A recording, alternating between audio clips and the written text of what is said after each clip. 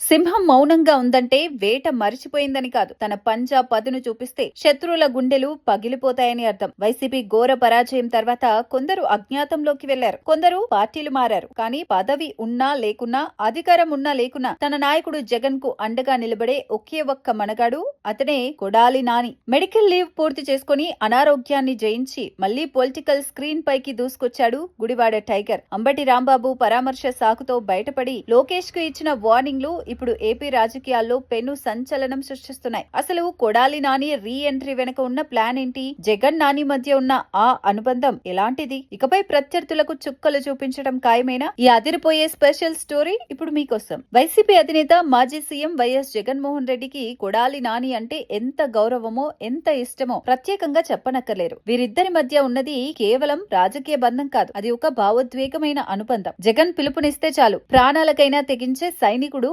నాని. అందుకే కొడాలి నాని అంటే జగన్ కు అంత గురి. కష్టకాలంలో కూడా పార్టీ వెన్నెముకలా నిలిచిన ఈ బంధం చూసి ప్రత్యర్థులు ఎప్పుడూ అసూయపడుతూనే ఉంటారు. ఎన్నికల ఫలితాల తర్వాత కొడాలి నాని మెడికల్ లీవ్ లో ఉన్నారు. గుండె ఆపరేషన్ చేయించుకుని విశ్రాంతి తీసుకున్నారు. ఆయన మౌనంగా ఉన్నంత కాలం ప్రత్యర్థులు ఎన్నో కామెంట్స్ చేశారు. కానీ పులి గాయపడితే దాని శ్వాస గర్జన కంటే భయంకరంగా ఉంటుంది అన్నట్లుగా ఇప్పుడు ఆయన మళ్లీ మైకుల ముందుకు వచ్చారు. మాజీ మంత్రి అంబటి రాంబాబు కుటుంబ సభ్యులను పరామర్శించిన తీరు, అక్కడ ఆయన చేసిన ప్రసంగం చూస్తుంటే పాత నాని మళ్లీ వచ్చేశాడని అర్థమవుతోంది. మాట తప్పని మడమ తిప్పని నాయకుడికి నమ్మిన బంటు ఈ కొడాలి నాని. ఎదురు దెబ్బ తగిలినప్పుడు ఎగిరిపడ్డం కాదు, ఎదురు నిలిచి పోరాడటం నాని నైజం. ఇప్పుడు ఆయన గొంతులో పాత హెచ్చరికల ధోరణి మళ్లీ వినిపిస్తోంది. ఇక ప్రత్యర్థులకు దబిడి దిబిడే. నారా లోకేష్ రెడ్ బుక్ రాజ్యాంగానికి వైసీపీ భయపడదని కొడాలి నాని తెగేసి చెప్పారు. అంబటి ఎప్పుడూ ఎవరినీ దూషించలేదు, టీడీపీ నేతలే కావాలని రెచ్చగొట్టారు అంటూ రాంబాబుకు అండగా నిలిచారు. 2029లో వైఎస్ జగన్ ముఖ్యమంత్రి కావటం ఖాయమని, అప్పుడు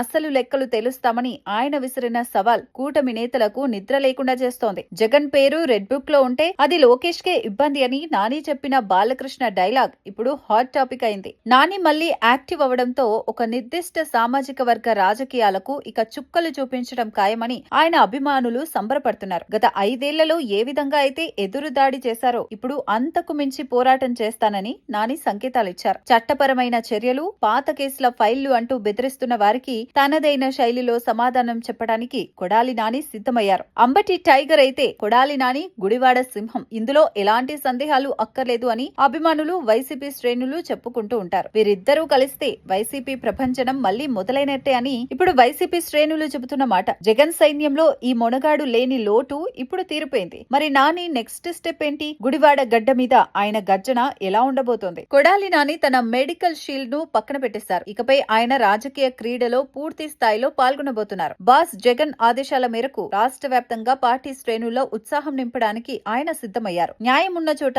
ధైర్యం ఉంటుంది, ధైర్యం ఉన్న చోట విజయం ఉంటుందని జగన్ నాని ద్వయం మళ్లీ 2029లో వైసీపీ జెండాను ఎగరవేయడానికి సిద్ధమైంది. చూసారుగా కొడాలి నాని రీ ఎంట్రీతో ఏపీ పాలిటిక్స్ లో మారిన సమీకరణాలు. జగన్ గారి అచంచలమైన నమ్మకాన్ని నిలబెట్టుకుంటూ నాని మళ్లీ దూకుడు పెంచారు. ఈ యువ పులి గర్జనపై మీ అభిప్రాయాన్ని కామెంట్ చేయండి. మరిన్ని బిగ్ పొలిటికల్ అప్డేట్స్ కోసం మా ఛానల్ ని సబ్స్క్రైబ్ చేసుకోండి. Thank you.